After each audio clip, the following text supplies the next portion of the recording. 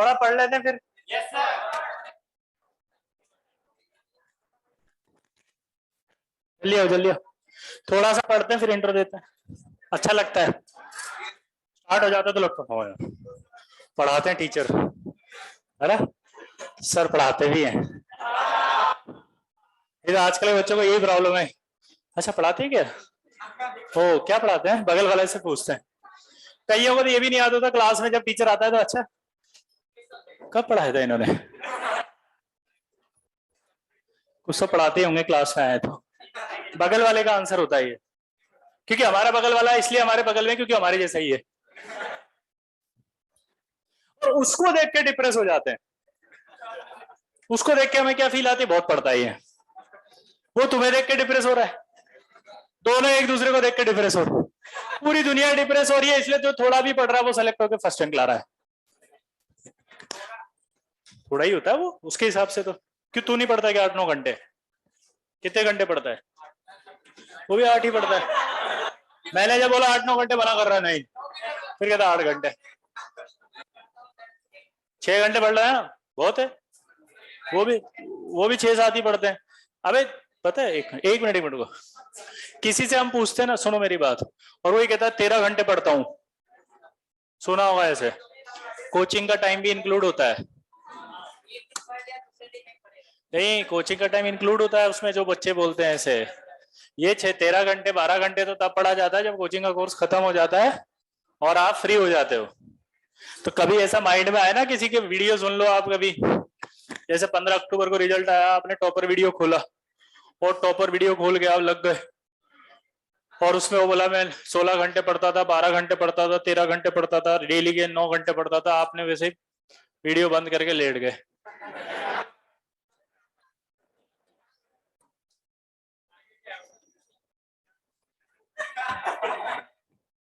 बगल वाला आया, बोला क्या हुआ, सोच रहा हूं चला जाऊं भाई, बोला क्यों, हमसे ना हो पाएगा। बगल वाला पूछता क्यों, अच्छा बगल वाला बड़ा खुश हो गया है, बड़ा एनर्जेटिक है, बोला यार चल बढ़िया, 2-4 डाउट बताए, ठीक है, उस तुम्हारी बातें सुन के। आज हम AIR-1 का इंटरव्यू सुने थे भाई, क्या क्या बताया, कैसे पढ़ते हैं, 13-14 घंटे पढ़ रहा है 3 साल से, 10th में ही पूरा इरिडो सॉल्व कर लिए थे, हम तो अभी तक खोले भी नहीं, क्या होता है बुक कहाँ मिलेगा, अभी तो ये सोच रहे थे, PDF पढ़ा हो किसी दोस्त से तो मांग लेंगे, और वो 10th में ही सॉल्व कर लिया। अब देखना बगल वाला जो होता है उसके बेचारे की टेंशन बढ़ने लगती है, और क्या कहा, कैलकुलस भी 10th में ही बना लिए थे। क्या बोल रहे हो भाई, सुने हैं भाई, हम सुने हैं, अच्छा और क्या कहा, अब उसका एक्साइटमेंट थोड़ा कम हो गया, उससे पहले तो वो इस उद्देश्य से सुन रहा था कि मैं भी AIR-1 लाऊंगा, बस करना क्या है, जो ये करते हैं वही तो करना है। और जब ये सुन लेते हैं ना कि वो क्या करते हैं, उसके बाद अपने हथियार डाल देते हैं हम, बोला तुम ही कर लो भाई, आया ना। फिर उसके बाद जो है वो 2 चीजें होने के बाद NTSC भी क्वालिफाइड था, स्कूल टॉपर था,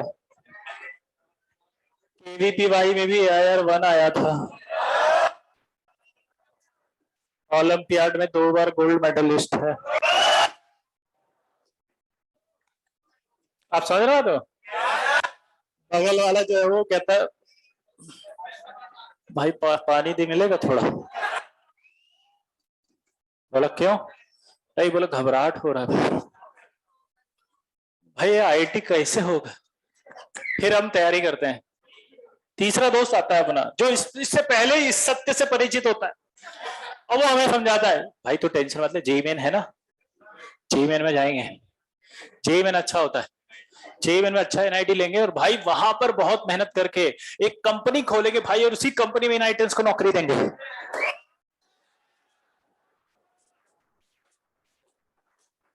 तीसरा, एक और दोस्त आता अपना बढ़िया घूमने फिरने वाला, मस्त रहता है जो बिंदास।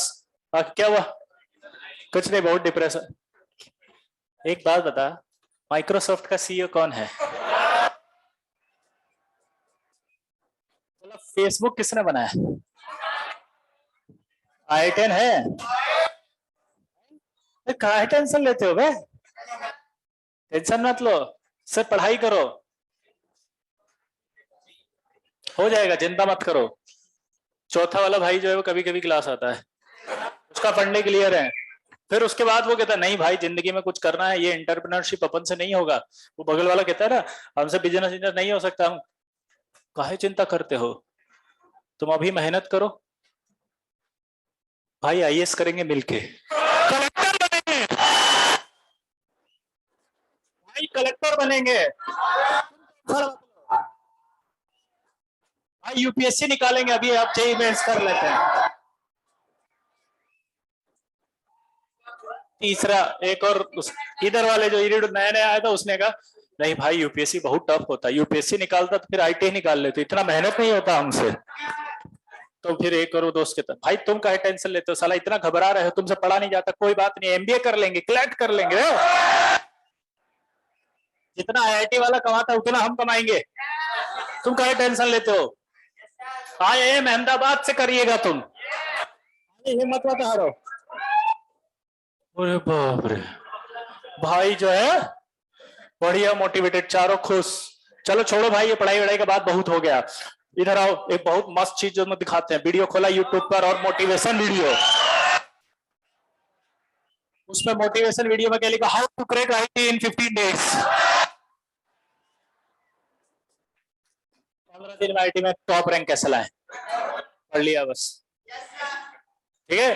15 मिनट बाद यूट्यूब का वीडियो खत्म, फिर एक मूवी खुल जाती है, सब बैठ के मूवी देख रहे होते हैं, चारों दोस्त। सुबह उठने के बाद वो डिस्कशन पता नहीं कहाँ गया, ब्रेकफास्ट में दब गया, उसका कुछ पता नहीं क्या हो रहा है, समझ रहे बात को। तो ये डिस्कशन तुम्हारी उम्र में नॉर्मल होते हैं, इसलिए टेंशन मत लिया, ये सब ख्याल आएंगे, इन ख्यालों का कोई मतलब ऐसा नहीं होता, जस्ट सीरियस नहीं लेना, फ्लक्चुएट होते हैं। जैसे बचपन में नहीं होता था, तुमसे कोई पूछता था बेटा बड़ा होके क्या बनेगा, तो एक क्लास तक तो हम बोलते थे डॉक्टर, दूसरी क्लास में, अगली क्लास बड़ी क्लास होती नहीं नहीं इंजीनियर, तीसरी क्लास जब और बड़ा कलेक्टर बनूंगा, चौथी पांचवी क्लास में पढ़ाई वढ़ाई थोड़ी हिम्मत खत्म होती है, हिम्मत नहीं, नहीं नहीं कॉमर्स क्यों, सचिन तेंदुलकर बनूंगा। स्पोर्ट्स, स्पोर्ट्स में जाना है मुझे, थोड़ा और बड़ा हुआ, देखा क्रिकेट खेल के कुछ हो नहीं रहा, टेनिस प्लेयर बनूंगा। सोच ले, अंकल बोलते बेटा पिछली बार तो तुम क्रिकेटर बन रहे थे, नहीं उधर बहुत कंपटीशन है, क्रिकेटर बनेंगे। अगली क्रिकेटर क्या हो जाता है, थोड़ा और बड़ा होता है, फिर क्या, टीटी प्लेयर बनेंगे। आप देखिए अंकल, हिंदुस्तान से कोई टीटी में आज तक गोल्ड मेडल नहीं लाया, हम लाऊंगा, हम ठान लिया है। ऐसे हर क्लास में तुम्हारे बदले टारगेट्स, तो इसलिए ज्यादा स्ट्रेस मत लिया करो, टेंशन मत लिया करो, ये तो नॉर्मल चीजें होती है, तुम्हारी उम्र का ये सिंपल तरीका है। आप इसको इतना इतना बना लेते ना, वो चारों तरफ उसको रूम में बैठ के कुछ नहीं, अच्छा वाला पढ़ रहे थे, अगर ये डिस्कशन नहीं हो रहा होता तो पढ़ लेते, दो चार सवाल कर लेते, और वो दो चार सवाल होते तो अगली क्लास में और समझ में आता, तो अगले समझ में आता तो आप इस आईटी के थोड़ा और पास जाते, जाते कि नहीं जाते। इस तरह के डिस्कशंस को अवॉइड करना सीखो, ठीक है। चलो शुरू करते हैं भाई। अब आपसे पहला सवाल लुईस स्ट्रक्चर की बात थी, और उसने आपसे बोला कि NO2 माइनस का चित्र बनाओ। रुक जाओ, अभी कोई नहीं बनाएगा, मैं बनाऊंगा सब। कल हमने जब लिखा था सबसे पहले, तो हमने एक फॉर्मूला लिखा था, N1 बराबर था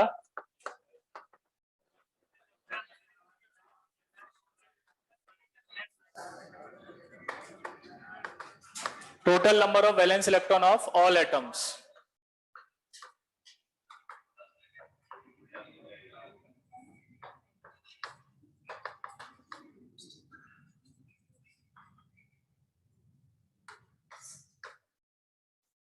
माइनस नंबर ऑफ, ये लिखा हुआ था कल, पॉजिटिव चार्ज। N2 बराबर क्या था,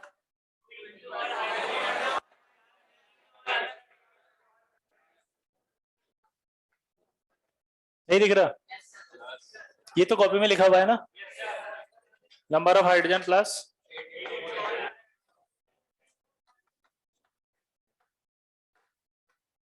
क्लियर है? हाँ नहीं ये सही है ना उधर वाला? अरे यार इसलिए लिख रहा हूं इधर तो क्योंकि फॉर्मूला सबके कॉपी में लिखा हुआ है तो इसका स्ट्रक्चर उधर बना पाऊं। फ्यूचरिस्टिक सोच है। N3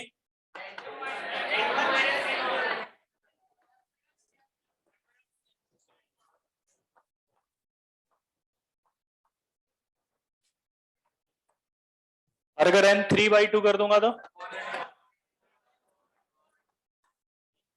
number of covalent bonds.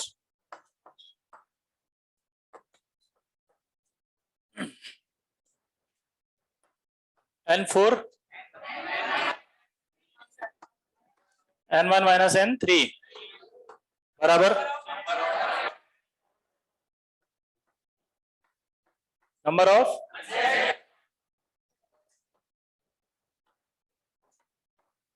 Unshared electron. और अगर N4/2 कर दूं तो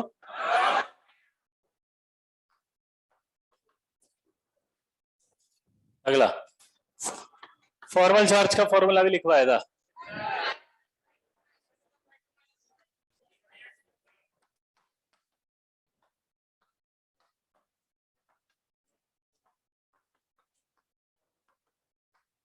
valence electron, shared electron,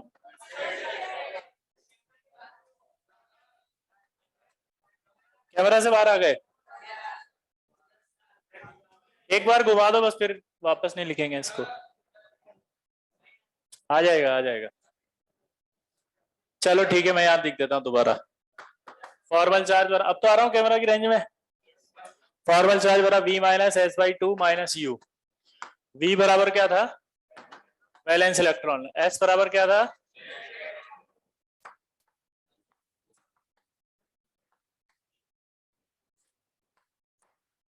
unshared electron. Unshared electron निकालने का फॉर्मूला क्या था?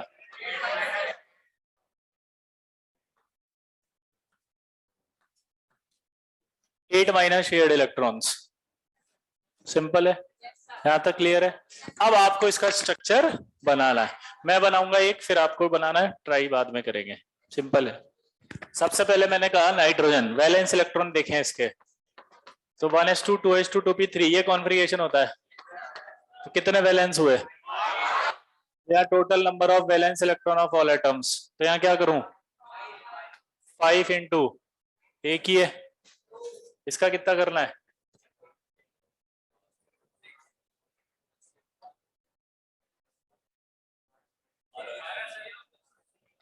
6 इंटू 2 तो कितना हुआ?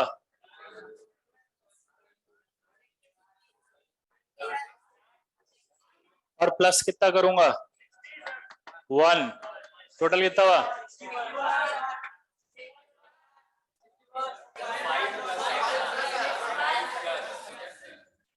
61 कहां से आ गया बे? कितना आया? ये आ गया N1। N2 बताओ। N2 में ये वाला स्टेप तो आएगा ही नहीं, हाइड्रोजन नहीं है। ये आया 8 इंटू अदर एटम्स। N3 कितना आया? 24 माइनस 6/2 कितना आया? 3 क्या हुए? Number of bonds. N4 कितना आया? N1 माइनस N3 कितना है? N1 कितना है? 18। N3 कितना आया? 6। कितना बचा? 12/2 करा तो कितना आया? 6 क्या आया? Number of lone pair. आपको लगेगा कि सर हर स्ट्रक्चर में इतनी कैलकुलेशन करनी है क्या? यस, आप चूंकि फर्स्ट टाइम पढ़ रहे हैं तो आपको सारी कैलकुलेशन करनी है, इससे आपका बेसिक्स और स्ट्रॉन्ग होंगे। धीरे धीरे जब आप प्रैक्टिस करोगे आपको ये स्ट्रक्चर्स ऐसे दिखने लग जाएंगे अपने आप ही। लेकिन अगर आपने अभी स्किप कर दिया कुछ भी, अभी आपने अगर शॉर्टकट अपना लिया तो फिर आप हमेशा के लिए परेशान रहेंगे, कभी भी आप स्ट्रॉन्ग नहीं कर पाएंगे कॉन्सेप्ट को। जैसे आपको लगता है ना कि टॉपर हर एक चीज को कैसे सॉल्व कर लेता है, वैसे ही आपको भी हर चीज को सॉल्व करने की आदत पड़ जाएगी। अगर आप स्ट्रॉन्ग करना चाहते हैं अपने आप को तो आपके बेसिक्स स्ट्रॉन्ग होने चाहिए, और ये बेसिक है। जान निकलती है इनमें, अब आपको पता है क्या होता है, अरे एक स्ट्रिंग इतना कैलकुलेट करूंगा। यस, सीख रहे हैं ना अभी तो। अभी हम थोड़ी देर में स्ट्रक्चर्स बनाना सीख जाएंगे खूब सारी। तो जब हम स्ट्रक्चर बनाना सीख जाएंगे तो अपने को दिखने लगेगा कि अच्छा कॉन्सेप्ट क्या है ये। समझ गए? अब देखो, तो टोटल जब मेरे को इसका स्ट्रक्चर बनाना होगा तो मैं ये करूंगा। अब आप इसको पहले लिख लो, मैं इसको मिटाऊंगा, फिर इसके बाद आगे के स्टेप्स लिखूंगा, क्योंकि ये तो लिखा हुआ होगा आई थिंक आपका। ये कैलकुलेशन लिख लो। फॉर्मल चार्ज अभी बताएंगे बेटा, अभी तो बताया ही नहीं।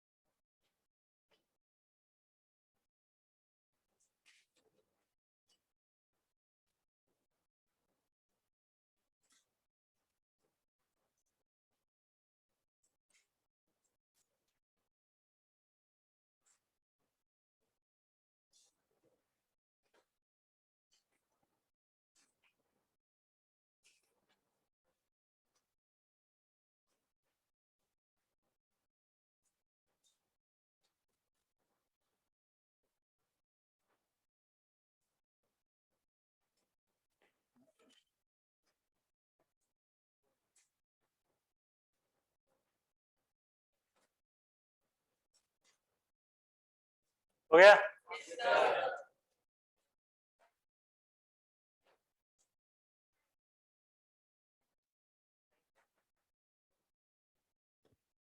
अब मिटा दो ये वाला।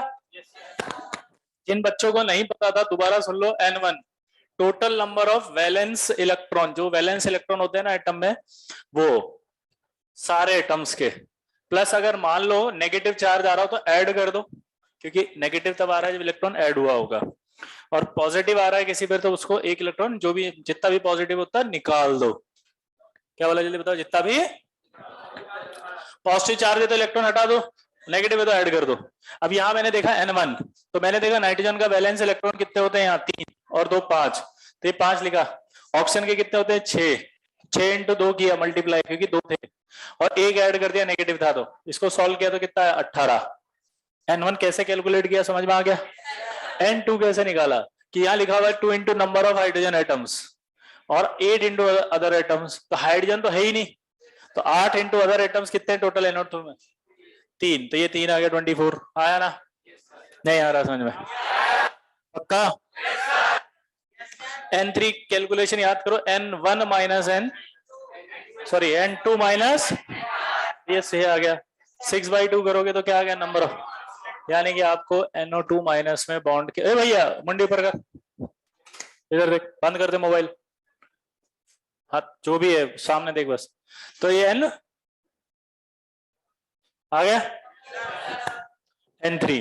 अब क्या आया N4, N1 माइनस करना था, तो N1 माइनस N3 किया तो कितना आया 12, और 12/2 तो कितना है, तो 6 लोन पेयर हैं इसमें।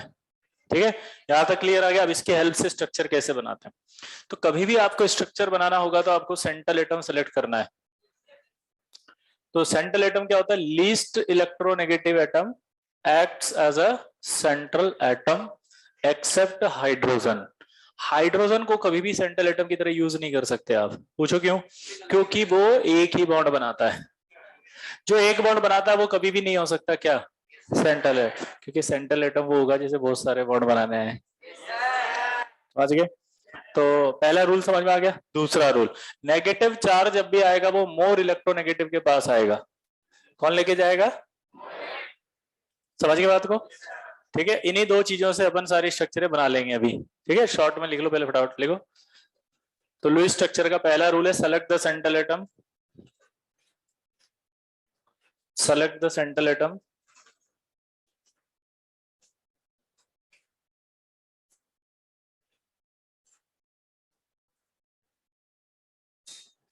select the central atom, least electronegative atom, least electronegative atom acts as a central atom,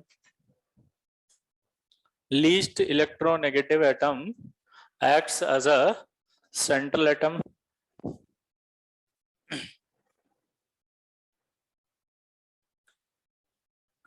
least electronegative atom acts as a central atom, ठीक है, except hydrogen,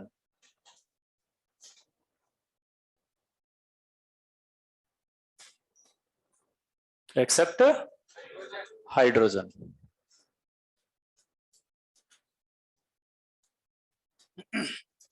except hydrogen।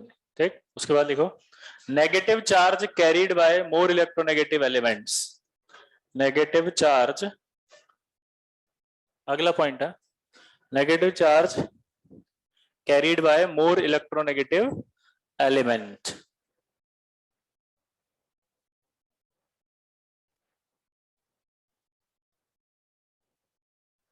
Negative charge carried bye more electronegative element.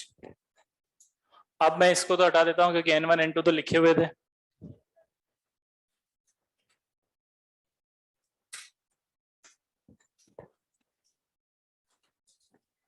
अभी NO2 minus है, क्या है? अब मुझे पता है इसमें 3 बॉन्ड होते हैं, मान लो मैंने ऐसे बना दिया इसको, तो क्या ये पॉसिबल है? 3 बॉन्ड तो है लेकिन नाइट्रोजन तो सेटिस्फाइड ही नहीं हो रहा ना, नाइट्रोजन के पास भी तो 3 बॉन्ड होने चाहिए, ये तो बन नहीं सकता, समझ गए?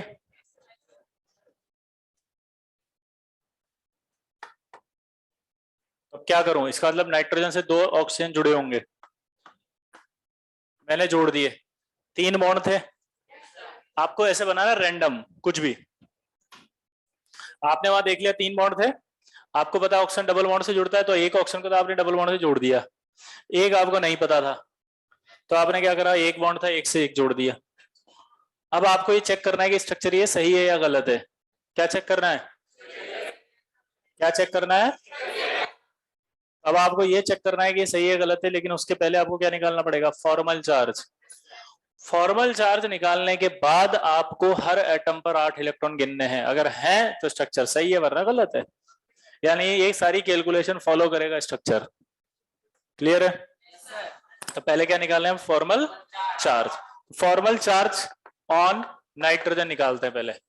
नाइट्रोजन का फॉर्मल चार्ज, रुको रुको मैं निकालूंगा बोर्ड पे, एक मैं कराऊंगा, फिर एक मैं कराऊंगा, फिर तो आप प्रैक्टिस कर लोगे, फिर मैं एक और दूंगा, फिर आप करना, तभी तो मजा आएगा। फॉर्मल चार्ज और नाइट्रोजन की बात करो, करो। वहां से देखो नाइट्रोजन में वैलेंस इलेक्ट्रॉन आएंगे सबसे पहले, क्योंकि फॉर्मूला था V minus S by two minus you, V कितने हैं 5, शेयर्ड इलेक्ट्रॉन देखो। अब रुको, ये जो डंडे होते हैं ना, ये डंडे में 2 इलेक्ट्रॉन होता है, बताया था कल मैंने, इन्हीं को क्या कहा जाता है, शेयर्ड इलेक्ट्रॉन, इन्हीं को कहा जाता है शेयर्ड इलेक्ट्रॉन। कितने हैं? अब शेयर्ड इलेक्ट्रॉन अगर 6 हैं तो अनशेयर्ड कितने आए, 8 माइनस शेयर्ड 2, तो यहां कितना रखूं, 2। सॉल्व करो, यानी इस नाइट्रोजन पे कोई चार्ज नहीं आया है। अरे सही है, सही तो है, कोई चार्ज नहीं है अभी, तो अभी लगाएंगे चार्ज आएगा तो। फॉर्मल चार्ज ऑन ऑक्सीजन, अभी ऑक्सीजन 2 है, एक ये 1 एक 2, पहले कौन सी वाली को निकालना है, 2 को। ए भैया, ओ भैया रुक जा भाई, कहा है, कहीं जाना है, झाड़ू पोछा कराएंगे, यहाँ देखो, दिवाली की सफाई बाद में, पहले इधर, बहुत जरूरी है एकदम, पहले एक मॉलिक्यूल बनाना सीख लो फिर लिखना।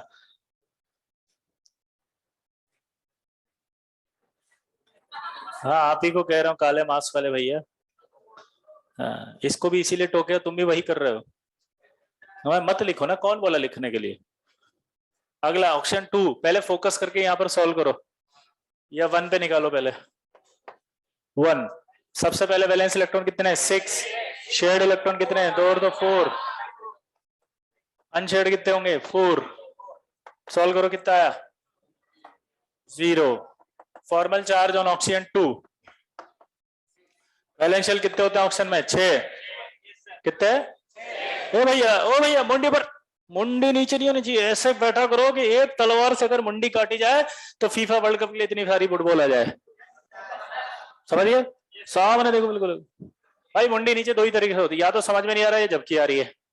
आजकल एक तीसरा भी ऐड हो गया, या फिर मोबाइल देख रहे हैं, मैसेज का रिप्लाई करना जरूरी है ना, बहुत जरूरी है भैया। तो O2 6, balance electron 6, shared electron कितने 2, अनशेयर्ड कितने हैं 6, कितना आएगा -1, कितना आया कुछ भी नहीं आ रहा समझ में। तो माइनस जो चार्ज है वो इस पर जो था वो यहाँ पर है। अब आपको चेक करना है सब पर 8 है कि नहीं है। तो नाइट्रोजन के पास वैलेंस इलेक्ट्रॉन थे 5, तो एक ये रहा इसका, एक 2 3 ये 4 ये 5। ऑक्सीजन पर वैलेंस कितने थे 6, तो ये 1 हो गया, ये 2 हो गया, 3 हो गया, 4 हो गया, 5 हो गया और 6। हाँ या ना, इधर आओ, इस पर 6 थे, एक नेगेटिव का आ गया तो कितने हो गए 7। तो आपको ऑक्सीजन पे कितने इलेक्ट्रॉन बनाने हैं 7, तो ये 1 हो गया, 2 3 4 5 6 7। अब ये इसकी स्थिति बन गई। अब इसके पास चेक करो कि हर एटम के पास 8 है क्या, देखो जरा यहाँ पे, इसके 2 इलेक्ट्रॉन इस पे भी काउंट होंगे, इसके 2 इलेक्ट्रॉन इस पे भी काउंट होंगे, इसके 2 इलेक्ट्रॉन इस पे भी काउंट होंगे।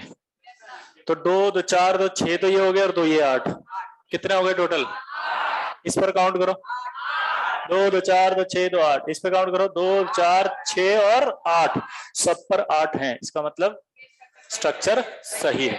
ऐसे बनती है लो स्ट्रक्चर, सबका ऑक्टेट कंप्लीट है।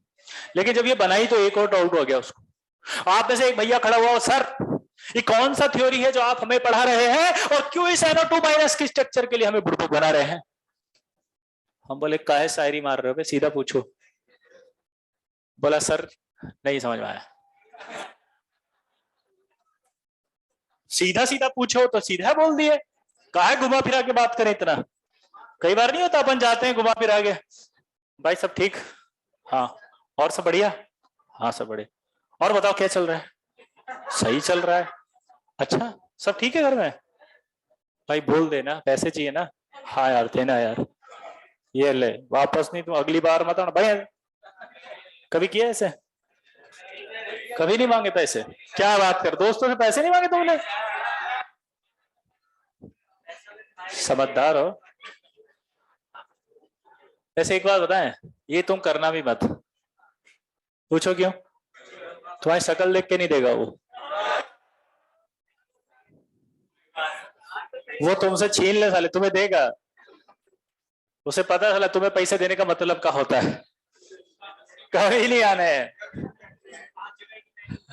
हाँ चलो, अब ये देखो का बच्चे ने बोल दिया समझ में नहीं आया मुझको, हमने बोला का नहीं समझ में आया, बोला एक बात बताओ, पीली टोपी गायब हो गई आज, अब ब्राउन चौक कहां से लाए हम। एग्जैक्टली बिल्कुल सही कहा, ये मेरी प्रॉब्लम, वेरी गुड।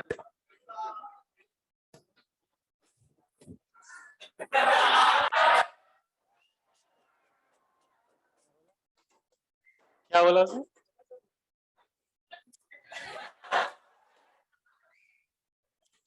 अब उस बच्चे ने नहीं समझ में आया तो बोल दिया भाई, हमने पूछा कहा नहीं समझ में आया भाई, बोला देखो सर एक बात बताएं, हम बोले हाँ, हम तो ऐसे बनाएंगे, ये O1 जो लिखे थे आप उसमें एक बॉन्ड था ना, हमने 2 बॉन्ड बना दिए, O2 पर आप माइनस लगाए थे, हम O1 पर लगा दिए। अब बताओ क्या हुआ, अब ये स्ट्रक्चर सही बोले कि स्ट्रक्चर, तो हमने कहा दोनों सही है। एक बच्चा खड़ा हुआ, ई का बदतमीजी, साला ये सही हो सकता है तो वो कैसे होगा, स्ट्रक्चर तो एक ही होता है। यस, अब नई चीज सीखने को मिली आपको कि एक मॉलिक्यूल की 2 स्ट्रक्चर हो सकती हैं और उन दोनों स्ट्रक्चर के अंदर अगर कोई भी चेंज आ रहा है तो वो रेजोनेटिंग स्ट्रक्चर्स कहलाती हैं। रेजोनेटिंग स्ट्रक्चर, यानी कि एक नया फिनोमिना इंट्रोड्यूस हुआ है, रेजोनेंस। ये रेजोनेंस फिनोमिना की बात है। नहीं बाद में कहो अच्छा सर आपने बताया नहीं मौसम में रेजोनेंस भी हो गया, हमें पता ही नहीं चला। फिनोमिना है, तो रेजोनेंस की बात चल रही है, तो रेजोनेंस फिनोमिना क्या होता है। दूसरी बात, हमें कैसे पता चलेगा, यूनिवर्सल डाउट।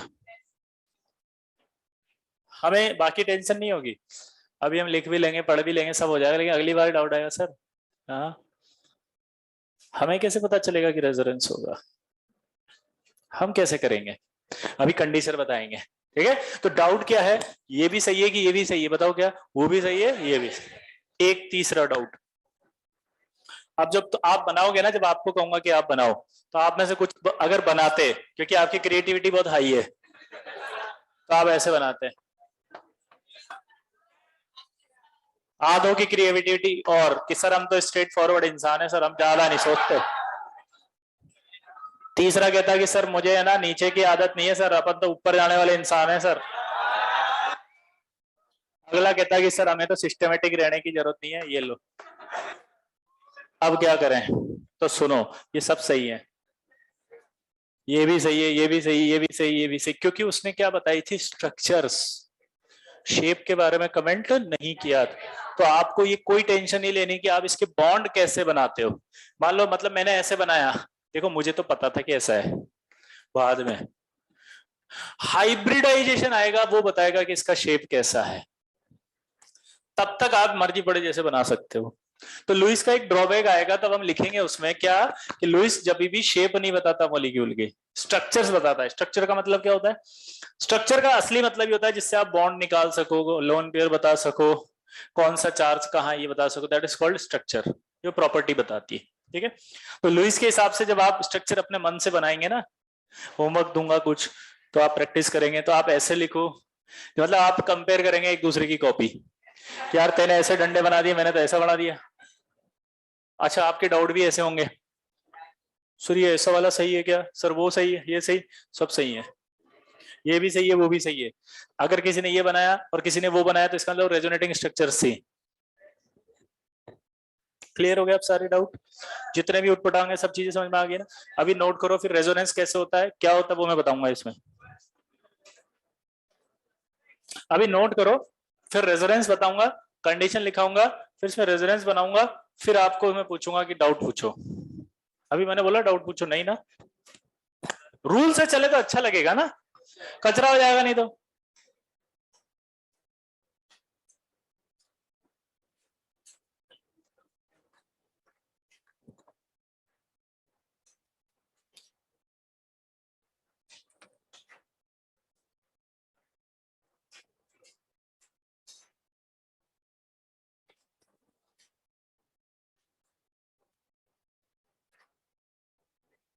अभी कोई डाउट नहीं पूछना, लिखने के लिए गया तो लिखो बस, सारे डाउट क्लियर कर देंगे ना, क्यों चिंता करते हो, कहीं नहीं जा रहा मैं बस।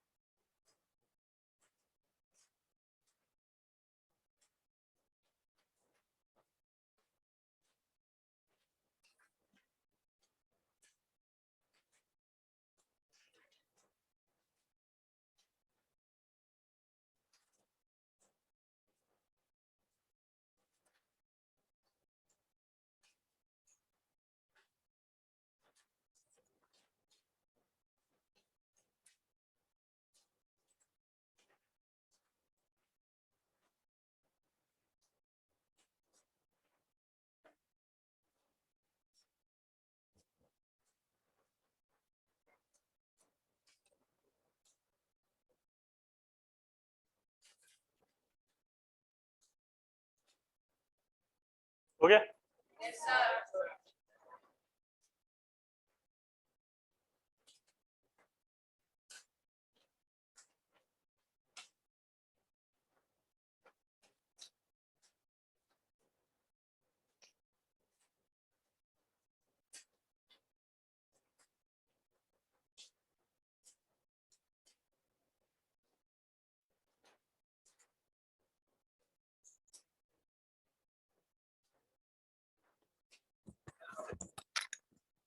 हो गया?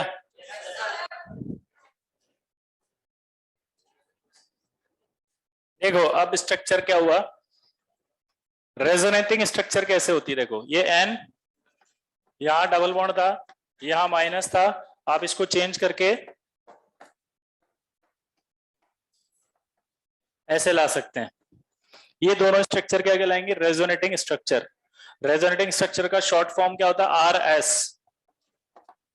अब ऐसा नहीं लग रहा आपको कि ये पाई बॉन्ड इधर भी है, उस वाले स्ट्रक्चर में देखो तो, और ये पाई बॉन्ड इधर भी है और इधर भी है। तो ऐसे जब रेजोनेटिंग स्ट्रक्चर्स बनती हैं तो इन मॉलिक्यूल्स की जो प्रॉपर्टी होती है वो इन दोनों की एवरेज मॉलिक्यूल के स्ट्रक्चर से दी जाती है। अब ये एवरेज मॉलिक्यूल के स्ट्रक्चर कैसे निकालोगे, मैथ्स वाले हो, ये इधर भी है और उधर भी है, तो एक जगह कितना है, आधा, तो उसको आधा बनाया जाता है। ऐसे ट्रिपल बॉन्ड का साइन लगाते हैं, this is not a triple bond, equivalent. ये साइन किसका हुआ, अब ये इसका एवरेज बना दिया, मैथ्स आती है, एवरेज बना दिया। तो एक बॉन्ड तो पक्का कंफर्म था दोनों में ही, और ये पाई बॉन्ड आधा उधर आधा इधर है, तो आधा उधर आधा इधर है, तो यहाँ ऐसे बनाया जाता है इसको dot dot dot dot dot, ये डॉट डॉट डॉट, समझ गए? इसको कहते हैं रेजोनेंस हाइब्रिड। इसका क्या नाम पड़ता है, आर एच, वो आर एस है, ये आर एच है, रेजोनेंस हाइब्रिड। और जब भी मॉलिक्यूल की प्रॉपर्टी दी जाएगी वो इससे दी जाएगी, रेजोनेंस हाइब्रिड से। किससे दी जाएगी, किससे दी जाएगी, रेजोनेंस हाइब्रिड। अब यहां पर दो तीन टर्म आएगी। पहला बॉन्ड ऑर्डर, बॉन्ड ऑर्डर का मतलब होता है नंबर ऑफ, अभी बाद में लिखना, रुक जाओ, नंबर ऑफ कोवेलेंट बॉन्ड, ठीक है, जितने कोवेलेंट बॉन्ड है उतने ही बॉन्ड, बॉन्ड ऑर्डर बोलना है आपको। मान लो किसी ने आपसे पूछा कि इसमें कितना बॉन्ड ऑर्डर है, क्या बोलोगे, एक। किसी ने आपसे पूछा कि यहाँ बॉन्ड ऑर्डर कितना है, एक बात हमेशा याद रखना, बॉन्ड ऑर्डर दो एटम के बीच का होता है, मॉलिक्यूल का नहीं होता, दो एटम के बीच जो है वो, ठीक है। नंबर ऑफ बॉन्ड काउंट करके आंसर दो।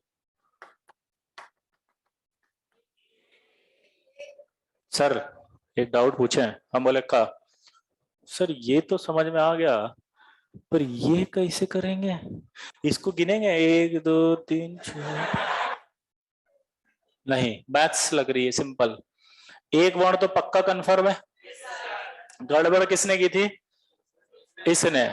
ये कितना कितना है दोनों जगह, आधा आधा, तो ये बॉन्ड आधा आधा है ना, एक बॉन्ड तो पक्का है, और ये पाई वाला बॉन्ड कितना है, आधा। तो इसका मतलब बॉन्ड ऑर्डर अगर निकालोगे तो एक बॉन्ड का तो पक्का एक लिख दूंगा, और आधा आधा है, इसका मतलब 0.5। अरे आधे बॉन्ड का 0.5 ही तो लिखूंगा।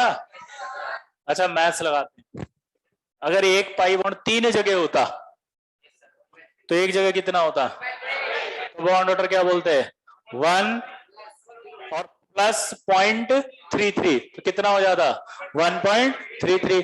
अगर चार जगह होता तो 1.25, ये लो। अच्छा रेजोनेंस हाइब्रिड में मैथ्स आती है, नेगेटिव चार्ज भी तो लगाना पड़ेगा, क्योंकि एक चार्ज ये है, एक नेगेटिव चार्ज दो ऑक्सीजन पे, तो एक ऑक्सीजन पे कितना आएगा, आधा।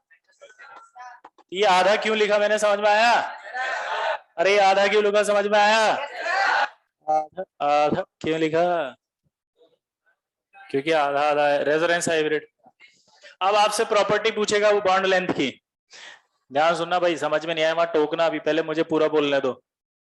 एक चीज बताओ आप, अगर बॉन्ड ऑर्डर 1 है और किसी में बॉन्ड ऑर्डर 2 है, तो नंबर ऑफ बॉन्ड किस में ज्यादा, दो वाले में। अच्छा एक बात बता, बॉन्ड अट्रैक्शन से बनता है कि रिपल्शन से? अगर एक बॉन्ड बना तो इतना अट्रैक्शन हुआ, तो दो बॉन्ड बना तो कितना अट्रैक्शन हुआ? ज्यादा अट्रैक्शन होगा तो बॉन्ड की लेंथ कम होगी या ज्यादा होगी? यानी एक फॉर्मूला तैयार हो गया कि बॉन्ड ऑर्डर अगर बढ़ाएंगे तो बॉन्ड लेंथ जो है वो घट जाएगी। आया ना?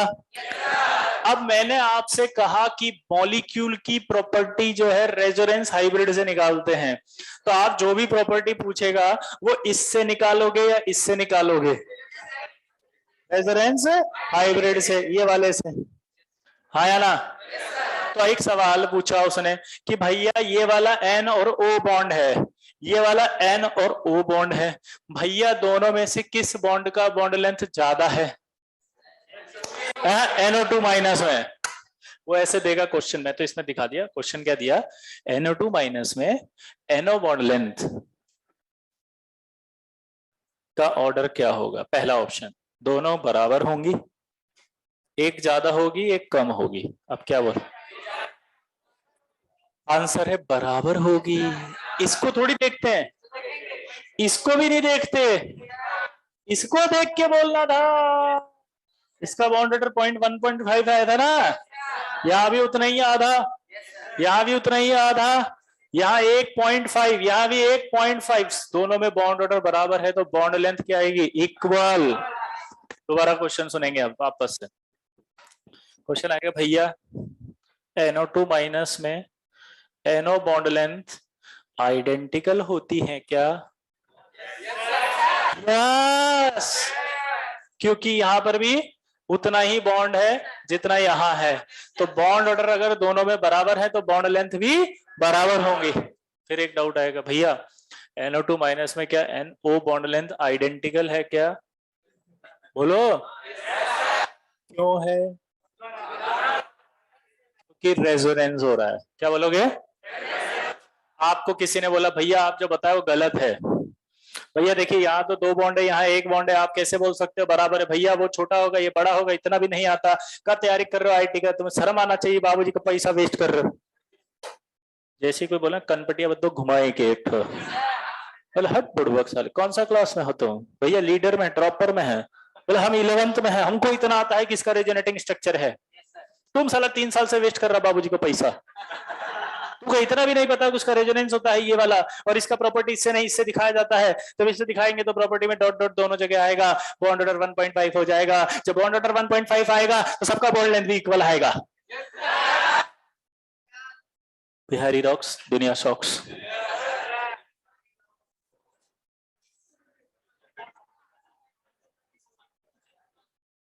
कोई बात नहीं बेटा, अभी टेस्ट नहीं हुआ ना इसलिए बहुत आवाज आ रही है। हो गया टेस्ट एक, रिजल्ट नहीं आया होगा ना? आएगा, अभी आएगा, अपना टाइम आएगा। देखो टीचर के पास, सुनो मेरी बात, टीचर के पास किसी को भी कुछ बोलने के लिए एक ही हथियार है। कितने नंबर है सर? क्यों बस यही हो गया? आईटी करोगे? अच्छा उसके बाद अपनी आवाज और शक्ल और अकल कितनी अच्छी हो जाती है ना, कुछ नहीं बोल पाते हम, ऐसा टॉर्चर हो रहा है। बाद में ख्याल आता है आईटी बनना जरूरी थोड़ी है। लगता है नहीं लगता है? लगता है ना? लेकिन एक सवाल समझना, जरूरी नहीं है लेकिन अभी कोई ऑप्शन भी नहीं है। तो अलग अलग चीजें हैं, हम जो समझते हैं वो हम अपने हिसाब से समझते हैं, लेकिन हमें जो समझना चाहिए वो परिस्थिति के हिसाब से समझना चाहिए। दोनों में अंतर समझना, ध्यान, शायद ऊपर से चलेगी बात। हम जो समझते हैं वो वही समझते हैं अपने हिसाब से, लेकिन मेरा कहना है कि हमें अपने हिसाब से नहीं समझना चाहिए चीजों को, परिस्थिति के हिसाब से समझना चाहिए। अब देखो अपने हिसाब से जब हम समझते हैं तो क्या समझते हैं? हम ये समझते हैं जरूरी नहीं आईटी करें, और ऑब्वियस सी बात है आप किसी भी बढ़िया अच्छे इंसान से पूछोगे तो वो कहेगा कि आईटी कोई ऐसी बड़ी बात नहीं है, हो तो ठीक है नहीं हो तो ठीक है, जिंदगी चलती है, ऐसी टेंशन मत लिया करो, क्या दिक्कत है? अब हमसे पूछो तो हम क्या कहेंगे? नहीं आईटी करनी चाहिए। अब उसकी बात और मेरी बात में डिफरेंस क्या है पता है? परिस्थिति। नहीं नहीं, परिस्थिति है, सिर्फ परिस्थिति। कैसे मैं बताता हूँ। पहला तो पैसा तो लग ही चुके, वापस तो मिलने नहीं है, ये बात उसको नहीं पता। कोचिंग वाला मुझे तो पता है, फीस तो देंगे नहीं, पैसे तो डूब गए। दूसरी बात, कोई नया बिजनेस भी करूंगा तो बाबूजी से पैसे लूंगा, वो देंगे नहीं 3 साल तक। क्योंकि जितना इकट्ठा किया था कोचिंग में लग गया। तीसरी बात, कोई स्टार्टअप करने जैसी मेरी उम्र है नहीं अभी, तो वो ऑप्शन भी खत्म हो गया। तो जिसने मुझे ज्ञान मिला था वो वही वाले एग्जांपल दे रहा था कि ये इसने ये कर लिया, इसने ये कर लिया, ये कौन सा आईटीएन था, इसने कौन सा आईटीएन था, ये कौन सा आईटीएन था, ये भी तो आज इतने बड़े बड़े मुकाम पर है। तो हमने इन्फ्लुएंस हो गए, हाँ यार सही कह रहा है। लेकिन मेरा सवाल परिस्थिति के हिसाब से, चलो आपका ऑप्शन क्या है अभी? अबे 2 साल करोगे क्या? अरे कोई ऑप्शन ही नहीं है। अरे आईटी के अलावा ऑप्शन क्या है ये बताओ? नहीं है कुछ भी। भाई क्रिकेट खेल नहीं सकते, पैसे नहीं देंगे पिताजी। भाई जो एकेडमी ज्वाइन करेगा क्रिकेटर बनेगा तो पैसे नहीं है, नहीं देंगे। वो तो पहले ही कह देंगे तुम जितना बर्बाद कर चुके थे कर चुके, अब इससे ज्यादा तुम पर इन्वेस्ट नहीं कर सकते, क्योंकि जो इन्वेस्टमेंट था वो तो वेस्ट हो गया। वो इन्वेस्ट कम, वेस्ट ज्यादा कर दिया, वो देंगे नहीं। एंटरप्रेन्योरशिप स्टार्टर में तो कोई बैंक आपको लोन नहीं देने वाला, 18 साल से ऊपर नहीं देते। और आपकी आईटीआर वाईटीआर दुनिया भर की चीजें, स्टार्टर कॉन्सर्ट ये सब इतना, मतलब वो जब फाइल मांगेंगे तो सर उलझ जाएगा। इससे अच्छा तो 4 सवाल फिजिक्स के ज्यादा करा लेते। ये बात बाद में समझ में आएगी। तो मेरा ये कहना है कि परिस्थिति के हिसाब से अभी एक ही ऑप्शन है, आईआईटी की तैयारी ही करनी आपके लिए सबसे बेस्ट है। बिकॉज सक्सेसफुल होने के लिए सबसे शॉर्ट रास्ता यही है अभी। कैसे? अब आपको एंटरप्रेन्योरशिप करनी है, आई10 बन के करोगे तो ज्यादा अच्छी करोगे। जॉब करनी है आई10 बन के अच्छी मिलेगी। अपना कोई पर्सनालिटी डेवलपमेंट करना है, लगता है कि साहब मैं अपने आप को जो है वो एक्सप्लोर करना चाहता हूँ लाइफ में, मैं कुछ समथिंग न्यू, तो आई10 बन के और अच्छा करोगे। आईटी कॉलेज में जाके बढ़िया कर लोगे, वहां तो सारी चीजें मिलती करने के लिए। नहीं आई बात समझ में? तो अभी हमारा फोकस एक ही चीज पर होना चाहिए, और वो क्या है? सिर्फ और आईआईटी, इसलिए क्योंकि अभी और कोई परिस्थिति के हिसाब से बेस्ट ऑप्शन नहीं है। तो ये जो आंसर मैंने दिया वो क्या दिया? परिस्थिति के हिसाब से। किसके? अब आपको जो ज्ञान मिलता है वो किसके लिए मिलता है मैं बताता हूं। वो ज्ञान उन बच्चों के लिए जिनका आईआईटी में सिलेक्शन नहीं होता। कि अब क्या करें, वो ये सोचते हैं कि अब क्या करें, हमारी दुनिया खत्म होगी, हम तो कुछ नहीं कर सकते, अब जिंदगी में कुछ बचा ही नहीं है। उनको समझाने के लिए होती है बात है, कैसे नहीं बचा, अब करना परिस्थिति तब ये है कि तो आईटी तो कर नहीं सकता। अब उसकी परिस्थिति क्या हो गई? फेल हो गया, तो आईटी कर नहीं सकता। उसने ये मान लिया कि मेरी जिंदगी में कुछ नहीं बचा। अरे कैसे नहीं बचा? अब परिस्थिति यह है कि आईटी तो नहीं कर सकता, लेकिन आईटी के अलावा बहुत कुछ कर सकता है, तो वो कर।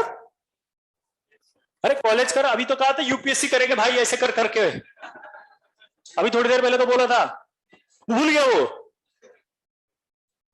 यूपीएससी करो, एमबीए करो, स्टार्टअप खोलो, डिग्रियां लो, हायर पीएचडी करो, ये करो वो करो, कोई अच्छे कॉलेज में चले जाओ, वहां से कुछ करो, जॉब में अच्छा परफॉर्म करो, इतना अच्छा परफॉर्म करो कि कंपनी आपको प्रमोट करती रहे। बहुत कुछ एक्सप्लोर करने के लिए लाइफ में। नहीं समझे मेरी बात? तो आपको आज के बाद जब भी कोई चीज सुने या समझे तो अपने हिसाब से नहीं समझनी है, परिस्थिति के हिसाब से समझनी, कि समय की सिचुएशन के हिसाब से चीज कौन सी बेस्ट है। भाई एक बार बताओ, कोई ये पूछे कौन सी रैंक लानी चाहिए तो क्या बोलेंगे हम? First rank. अरे किसी से भी पूछो, बाबूजी से जाके बोला बाबूजी मैं कौन सी रैंक लाऊं, तो बाबूजी क्या बोले? बेटा फर्स्ट ही ला। परिस्थिति के हिसाब से देखो और अपनी शक्ल और अकल मिलाओ। परिस्थिति के हिसाब से लगता है वो कभी नहीं लगता, तो गलत हो गया ना आंसर ही। तो इसलिए पूछना ही नहीं है। कौन सी रैंक आएगी ये भी परिस्थिति डिसाइड करेगी। कैसे? जितना पढ़ोगे उतनी रैंक आएगी, जितना नहीं पढ़ोगे उतनी नहीं आएगी। तो आज के बाद कभी भी ऐसे बायस्ड आंसर पे नहीं जाना, एकदम सिस्टमेटिक आंसर पे नहीं जाना, सिचुएशन के हिसाब से आंसर्स पे जाना है। ठीक है? टारगेट सेट करना चाहिए, बिल्कुल करना चाहिए। जीवन में टारगेट नहीं होगा तो आगे कैसे बढ़ेगा। और वो टारगेट जब अचीव नहीं होता तो गिल्ट नहीं करना चाहिए, दूसरा टारगेट फिर फिक्स कर लेना चाहिए। वो नहीं हुआ तो फिर फिक्स करो, तब तक फिक्स करते रहो जब तक करना है फिक्स, क्योंकि आईटी तो करनी है, ये टारगेट होना चाहिए बस। कॉन्फिडेंस कैसे गिर जाएगा? ओए टोपी मैडम, नहीं नहीं ऐसे डांट मत ऐसे। बाप रे मैं डर गया एकदम से। हाँ बस अब बोलना मत, चुप बस, मैडम ने डांट दिया ना, बस चलो कंटिन्यू। आरएच रेजोनेंस हाइब्रिड, हाँ बाहर में आप चलो। मैडम ऐसे डांटो मत, मैं डर गया। अरे मैं डर गया, अभी मैंने कहा पढ़ाया नहीं, तो मैडम कहती खड़ी हो क्या कर रही है। बोल सकती हो। वैसे भी आज दुर्गा अष्टमी है।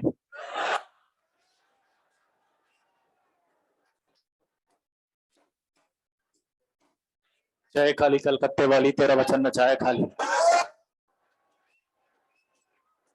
इस सृष्टि का विनाश मेरे हाथों ही संभव है।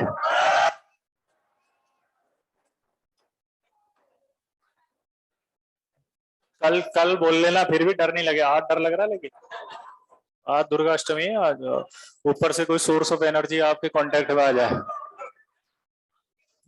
इधर, तो रेजोनेंस हाइब्रिड का मतलब समझ में आ गया होगा। वापस से सुनेंगे आराम से, पहले नोट करो इसको। फिर एक बार जिसने नहीं लिखा वो लिख लो। ये नहीं लिखा होगा ना? हाँ मुझे पता है नहीं लिखा ना, मैंने मना किया था। अब कह रहा हूँ लिखो।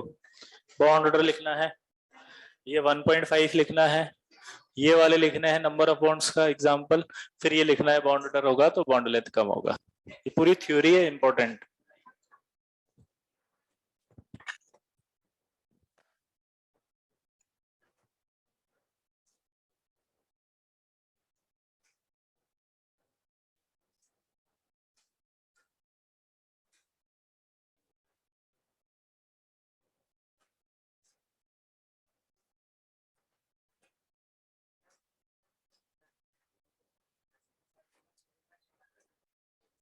बाद में लिखाएंगे, पहले लिख।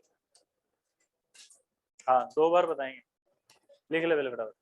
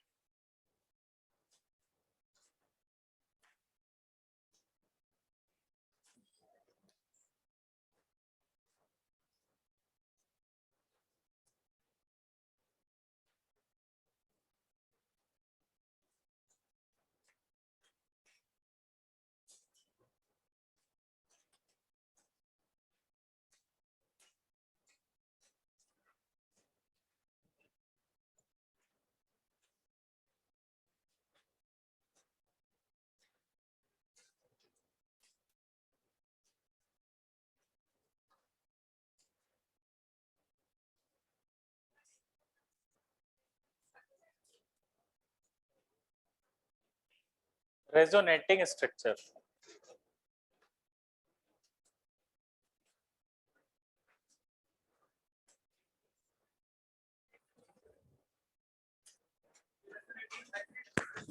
आर एस का मतलब लिखना रेजोनेटिंग स्ट्रक्चर, और आर एच का मतलब लिखना रेजोनेटिंग हाइब्रिड या रेजोनेंस हाइब्रिड।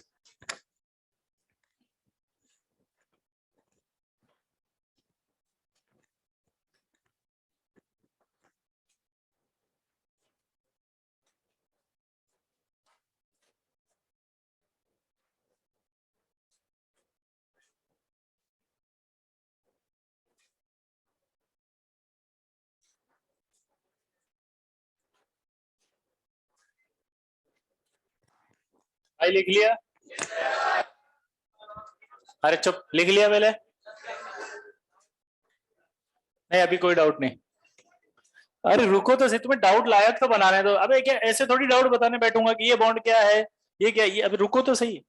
डाउट का लेवल होता है, पहले इसको समझेंगे दोबारा से। एक्चुअली क्या बोर्ड पे इतना सारा लिखा था तो हमें लगा इतना सारा समझाया इन्होंने। तो क्या साइकोलॉजिकल मैं आपको पहले स्ट्रांग बना रहा हूँ कि कुछ भी नहीं लिखा हुआ है ऐसा। ये देखो, अब आपको लगेगा अच्छा इतना सा समझना है। पहले लग रहा था बहुत सारा समझना है, अब आराम से समझेंगे। ये NO2 माइनस था, है ना? देखो कितना सा समझाया मैंने, और जबरदस्ती स्ट्रेस ले रहे हैं वो इतना सारा देख के। मैंने कहा था जब बनाया था तो ऐसे भी बन सकता है इसका एक स्ट्रक्चर, या माइनस आ गया था। और एक बच्चे ने कहा था कि ये मैं तो ऐसे बनाऊंगा। तो ये दोनों ही स्ट्रक्चर सही हैं। ये दोनों कहलाती हैं जब इस तरह की पॉसिबिलिटी आ जाए तो। कौन सी? Resonating structures. जब दो पॉसिबिलिटी हो तो दोनों एक दूसरे की क्या कहलाती हैं? रेजोनेटिंग। RAC लिख दो ना अब तो छोट में। प्रॉब्लम क्या आ रही थी? प्रॉपर्टी इससे दूं या इससे दूं? किससे देनी थी? इससे भी नहीं दे सकते, इससे भी नहीं, इनके एवरेज से देंगे ना। अगर दो पॉसिबिलिटी होती है तो आंसर एवरेज से दिया जाएगा, तो ये एवरेज आ गया, आ गया, आया ना। तो अगर ये एवरेज आ गया तो यहाँ एक नेगेटिव है, ये एक नेगेटिव है, तो दोनों जगह आएगा, तो एक जगह कितना आएगा, हाफ, और ये हाफ। क्लियर, फील ही नहीं आई, सिंपल है। तो ये आपका हाफ आ गया, ये हाफ आ गया, ये लोन पेयर आ गया, ये आपके पास रेजोनेटिंग स्ट्रक्चर आई। अब दिक्कत क्या थी कि ये पाई बॉन्ड इधर भी और इधर भी है, तो अब क्या करें, पाई बॉन्ड एवरेज में कहा कैसे होगा, तो जब एवरेज होगा तो कैसे दिखाएंगे, ऐसे dot dot dot dot dot dot dot dot. Clear है यहां तक। अब बात मैंने क्या सिखाई थी, बॉन्ड ऑर्डर क्या होता है, तो मैंने सिखाया था number of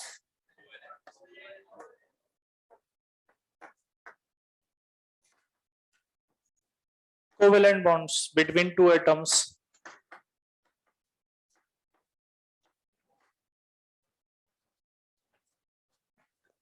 number of covalent bond between two atoms. जितने भी कोवेलेंट बॉन्ड हो बस आपको बॉन्ड ऑर्डर बोलना है। क्लियर है सबको। अगर मैं यहाँ हाइड्रोजन हाइड्रोजन लिखता हूं तो आप क्या बोलोगे,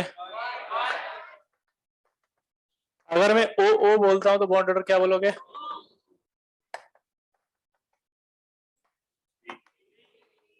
डाउट क्या है, इसको कैसे बोलूं, या तो ये डॉट डॉट डॉट बॉन्ड बना दिया आपने, तो इसको मैथमेटिकली बोलना था, मैथमेटिकली ये बोलना था कि यहां कितना था,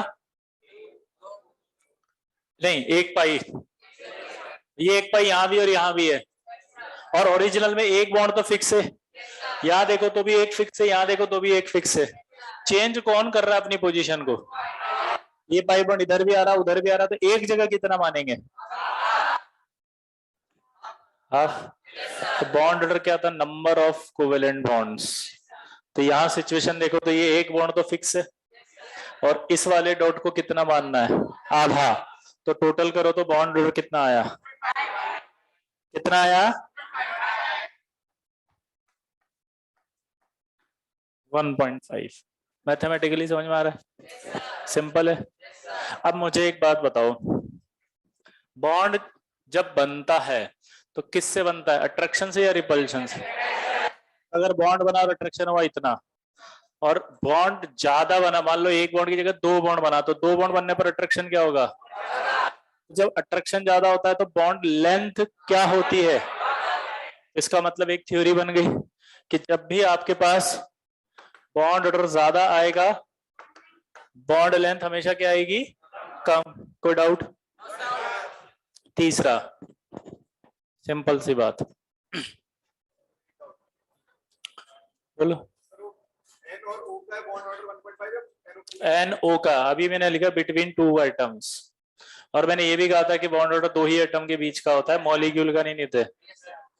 ठीक है, अच्छा अभी रुक जाओ, अभी रुक जाओ, एक चीज और लास्ट में रहेगी जो बोली थी मैंने, बॉन्ड ऑर्डर ज्यादा तो बॉन्ड लेंथ कम। क्लियर। फिर मैंने एक सवाल पूछा था कि सर NO2 माइनस में NO बॉन्ड लेंथ, ये NO बॉन्ड लेंथ ये आइडेंटिकल है या अलग अलग है, तो आप बोलोगे आइडेंटिकल है, फिर आपका दोस्त बोलेगा कि आइडेंटिकल तो नहीं है, ये देख इसका स्ट्रक्चर तो ऐसा होता है, यहाँ डबल बॉन्ड है, यहाँ सिंगल बॉन्ड है, तो आप क्या बोलोगे, पागल पैसा वेस्ट कर रहा साले, ये भी होता है, और प्रॉपर्टी जो होती है वो रेजोनेंस हाइब्रिड से होती है। तो हम क्या लिख रहे हैं यहाँ पर, NO बॉन्ड लेंथ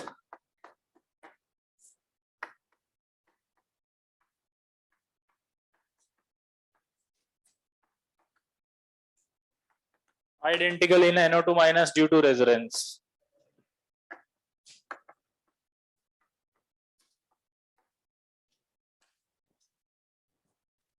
अब ये सारी जितनी भी अभी बताई मैंने बातें वो सब अगले मॉलिक्यूल में एप्लीकेबल होगी।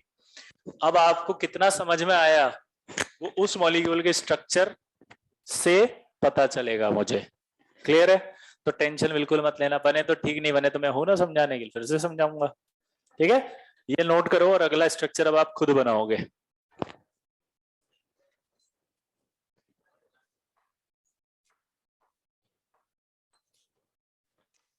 NO3 माइनस का बॉन्ड ऑर्डर का मतलब होता है उत्कर्ष number of bonds.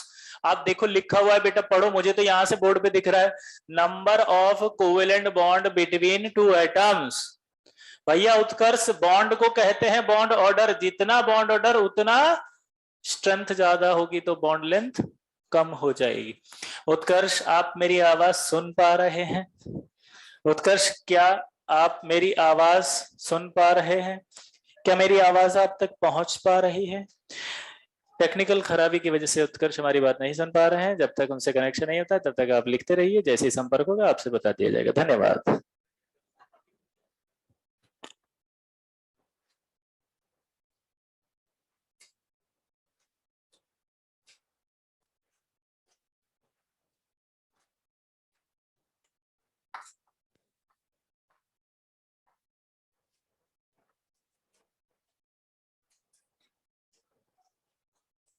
NO3 minus का स्ट्रक्चर बनाना है। अरे बेटा दो दो बार क्यों बनाया? मैंने ऊपर बना हुआ स्ट्रक्चर तो कोई बात नहीं, बना लो। वो तो रिपीट किया था मैंने ऐसे ही।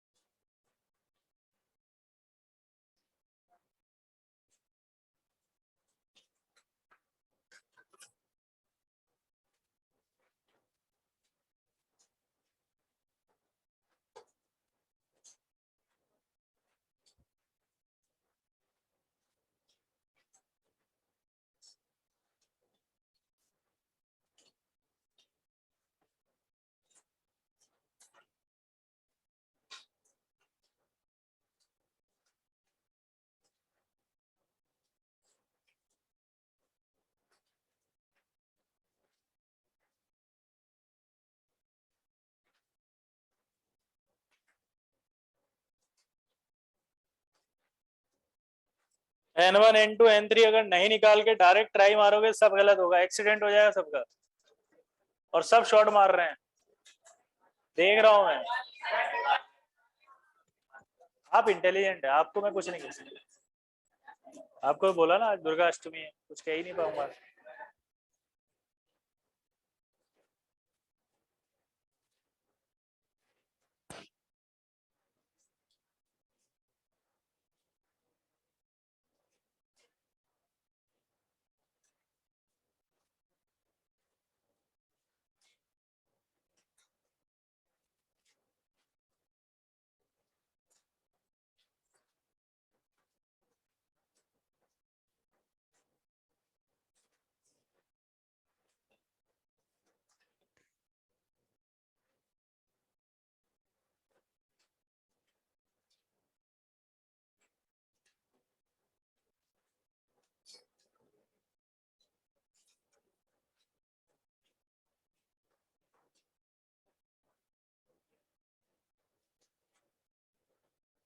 भाई N1 N2 N3 निकाल ला, बिना उसके क्यों कर रहा सॉल्व?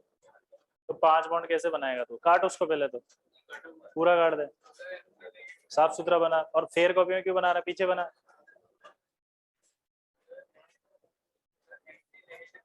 और तूने नेगेटिव कैसे बनाया? पहले फॉर्मल चार्ज निकाले बिना ही नेगेटिव लगा दिया। फॉर्मल चार्ज निकाले बिना कोई नेगेटिव नहीं लगाएगा। फॉर्मल चार्ज अपने आप बताएगा कि कहाँ कौन सा चार्ज है। मुझे कुछ नहीं पता, एक जादू नजर आएगा आपको, सीखो। आपको जो प्रोसेस बताया आप तो बस वो फॉलो करो, उसमें आपको एक जादू नजर आएगा, आप देखोगे ये क्या हुआ।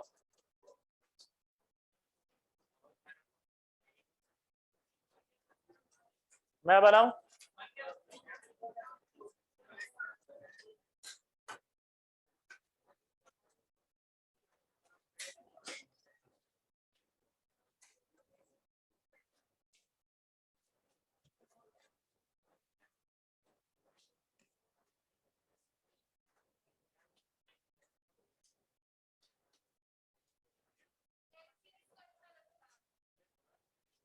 अच्छी बात है।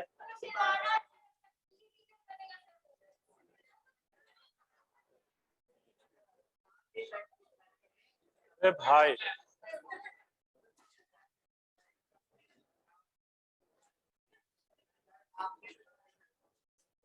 दीदी, हाँ हाँ तू पीछे चला जा, थोड़ा सा पीछे चला जा। मैं आगे आ जाऊंगा।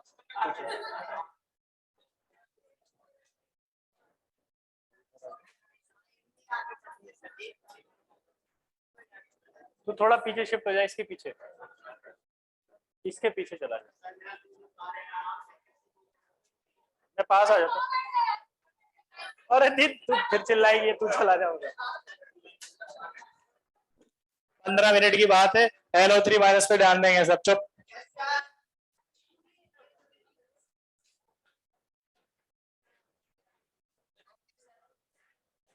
भाई देख, आज दुर्गा अष्टमी है, मैं खुद डरा हुआ हूँ, इसलिए कुछ मत बोल। सोर्स एनर्जी आपका आज कहीं ऊपर से आ सकता है, बाद में फिर मेरे से मत कहना, मैं जिम्मेदार नहीं हूँ। तू मुझे क्यों लुढ़का रहा है?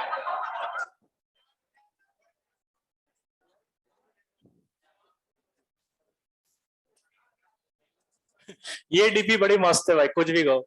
इस संगीत गुहा जी ने लगा रखी है, बिल्ली को चश्मा पहना दिया।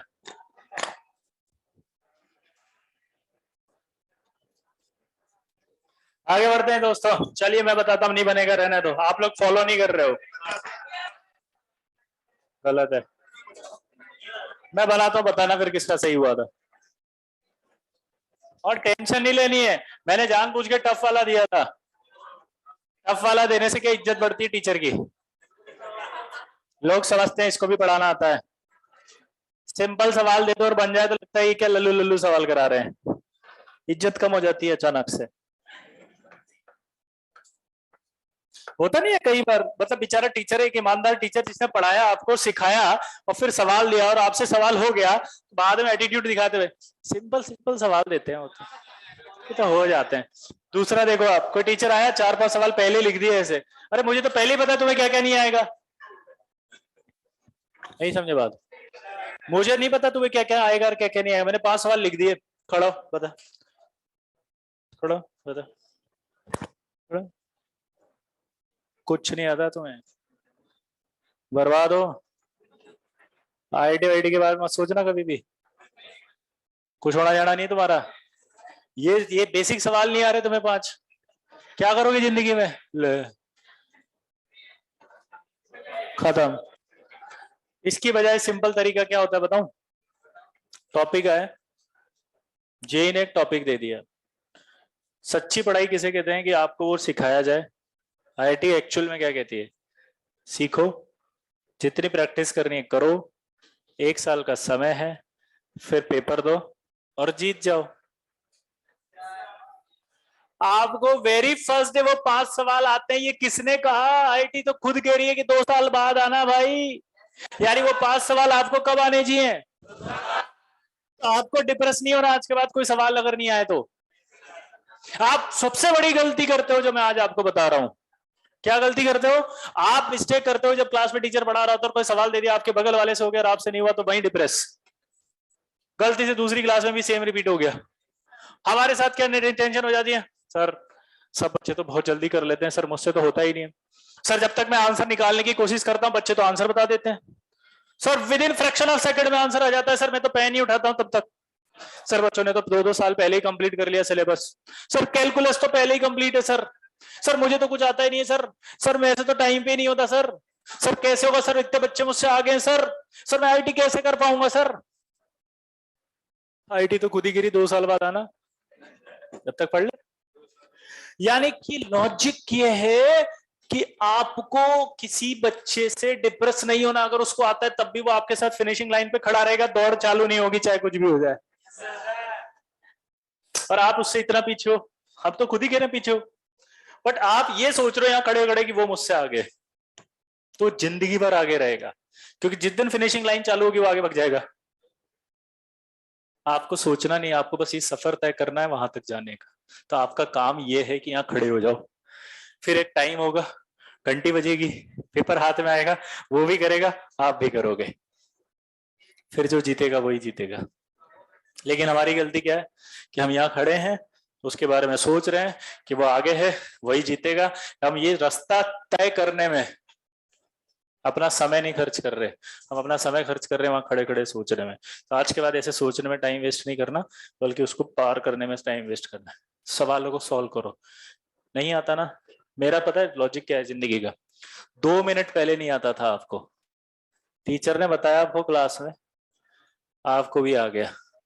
उस मिनट के बाद वो दोनों बराबर हो गए।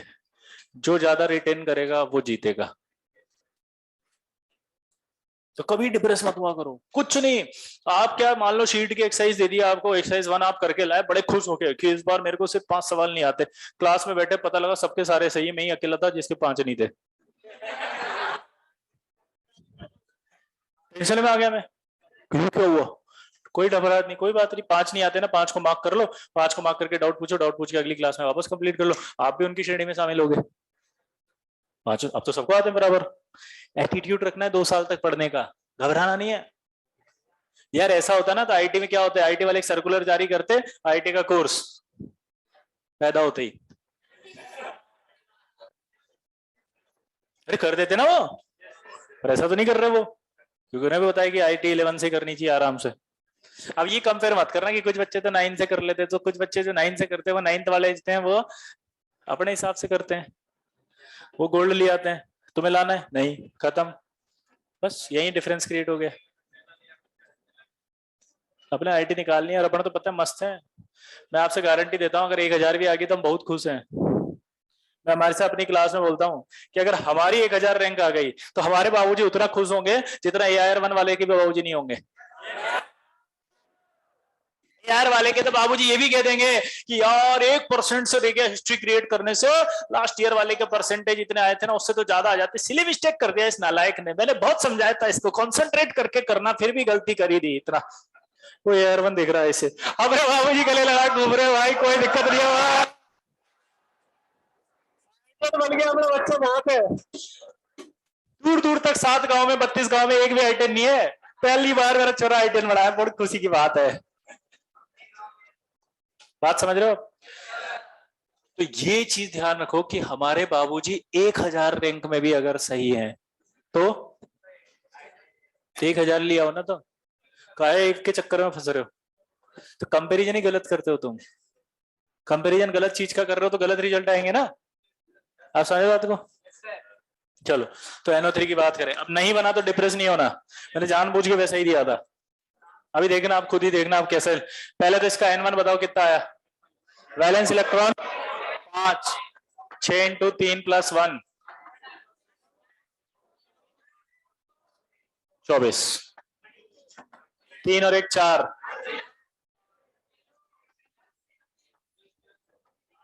N3 N2 माइनस कितना है, बॉन्ड कितना है यार। अगर तुमने इतना सारा कर लिया तो बहुत सीख गए तुम तो। क्या बचा? N4 क्या था, N1 माइनस N3। N1 कितना है?